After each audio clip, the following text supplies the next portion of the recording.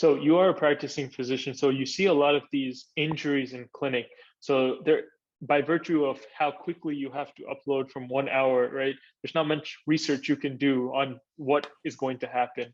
But I'm still going to ask Yeah, this question because it's kind of interesting to see a creator's take on it, because some of the videos you put your most work into aren't the ones that perform the best. There's no clear exactly. Yep. proportionality.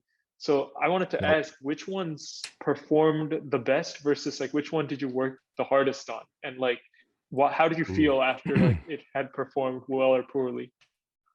That's a fantastic question. It's very true. There is no correlation whatsoever between the amount of time and work that I put into editing a video, researching a video, and how it does. Some of the best videos I've ever put out are ones that it took me the shortest amount of time to do and I didn't do any research for.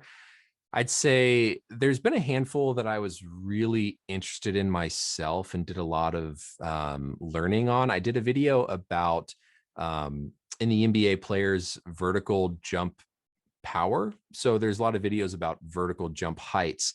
And I was an engineer before I went into medicine. And so I've got that kind of physics, math background.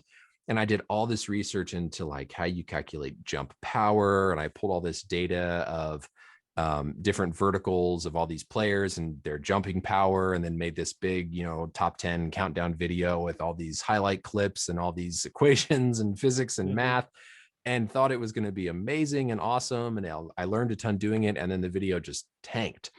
And I think it was, again, because, it wasn't anything surrounding immediate news. It wasn't like a thing people were going to YouTube to find, but it's important for any creator or anybody pursuing like another passion outside of their main career that some of it that you do is genuinely just for your own fun.